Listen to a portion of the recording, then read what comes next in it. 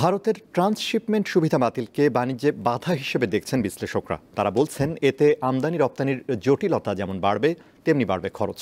বিশ্লেষকদের পরামর্শ, ট্রান্সশিপমেন্টের বিকল্প পথ বের করার পাশাপাশি নিজেদের সমুদ্র, স্থল ও বিমানবন্দরগুলোর সক্ষমতা বাড়াতে হবে।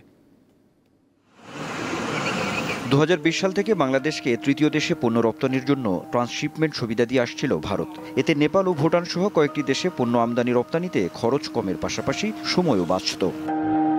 একই সঙ্গে ট্রান্সশিপমেন্টের মাধ্যমে ভারতের দিল্লি এয়ারপোর্ট ও কলকাতা বন্দর এবং কলকাতা বিমান কার্গো কমপ্লেক্স ব্যবহার করে বেশ সুবিধা পেত বাংলাদেশের গার্মেন্টস ব্যবসায়ীরা। ভারত জানিয়েছে, বিমানবন্দর ও স্থলবন্দরগুলোতে পণ্যজট সৃষ্টি, রপ্তানি বিলম্ব ও খরচ বৃদ্ধি পাওয়ায় ট্রান্সশিপমেন্ট বাতিল করা হয়েছে। তবে এমন সিদ্ধান্তের পিছনে দুদেশের সম্পর্কে টানাপোড়েন ও ভূরাজনীতির কোনো ইস্যু থাকতে পারে বলে মত বিভিন্ন মহলের।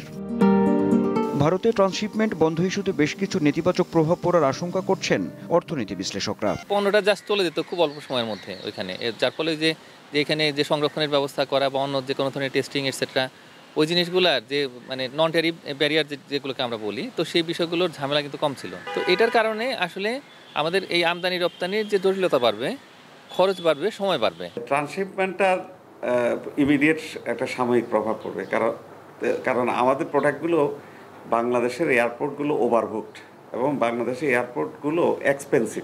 বিষয়টিকে ইতিবাচক হিসেবে নিয়ে নিজেদের রপ্তানি সক্ষমতা বাড়ানো ও দুদেশের মধ্যে আলাপ আলোচনার পরামর্শ বিশ্লেষকদের। ভারত যেই কারণেই করুক, এটা যেহেতু ওরা বন্ধ করে দিয়েছে, আমরা এখন বাধ্য হবো আমাদের এই দুর্বলতাকে সমাধান করার জন্য।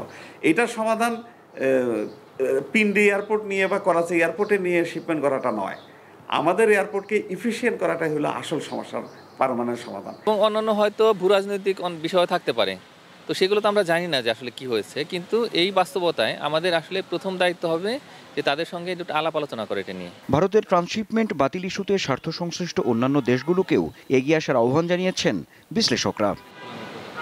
আনোয়ার হোসেন, দীপ্ত সংবাদ, ঢাকা।